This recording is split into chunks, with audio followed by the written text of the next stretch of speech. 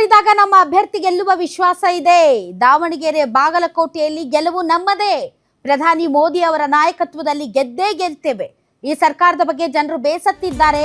ರಾಜ್ಯದಲ್ಲಿ ಭ್ರಷ್ಟಾಚಾರ ಹೆಚ್ಚಾಗ್ತಾ ಇದೆ, ಅಭಿವೃದ್ಧಿ ನಿಂತಿದೆ. ಸರ್ಕಾರಕ್ಕೆ ತಕ್ಕ ಉತ್ತರ ಕೊಡುವ ಅವಕಾಶ ಜನರಿಗೆ ಸಿಕ್ಕಿದೆ.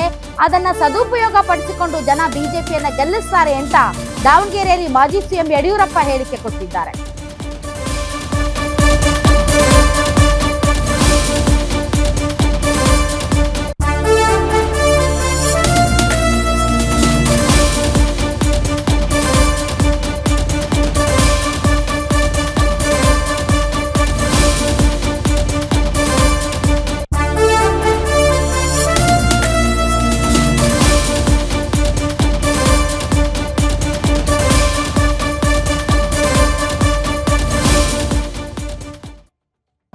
ಜನರ ವಾತಾವರಣವನ್ನು ನೋಡಿದಾಗ, ಜನ ಬೆಂಬಲವನ್ನು ನೋಡಿದಾಗ 100ಕ್ಕೆ 100 ದೊಡ್ಡ ಅಂತರದಲ್ಲಿ ನಮ್ಮ ಅಭ್ಯರ್ಥಿ ಗೆದ್ದೇ ಗೆಲ್ತಾರೆ ಅನ್ನೋಂಥ ವಿಶ್ವಾಸ ನನಗಿದೆ.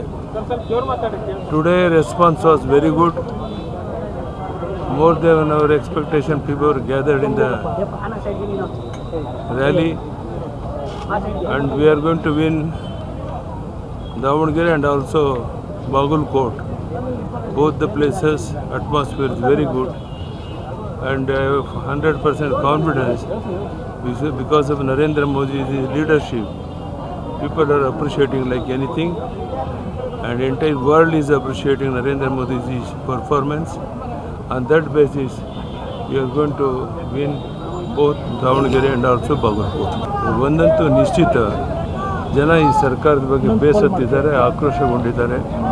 ಭ್ರಷ್ಟಾಚಾರ ತಾಂಡವಾಡ್ತಾ ಇದೆ ಅನ್ನೋ ಭಾವನೆ ಎಲ್ಲರೂ ಮೂಡಿದೆ. ಅಭಿವೃದ್ಧಿ ಕಾರ್ಯಗಳು ನಿಂತಿದೆ. ಇದೆಲ್ಲಕ್ಕೂ ಸಹ ಜನ ತಕ್ಕ ಉತ್ತರವನ್ನು ಕೊಡುವಂಥ ಒಂದು ಅವಕಾಶ ಎರಡೂ ಕ್ಷೇತ್ರದಲ್ಲಿ ಸಿಕ್ಕಿದೆ. ಜನ ಅದನ್ನು ಸದುಪಯೋಗ ಮಾಡ್ಕೊತಾರೆ ಅನ್ನೋ ವಿಶ್ವಾಸ ನನಗೆ.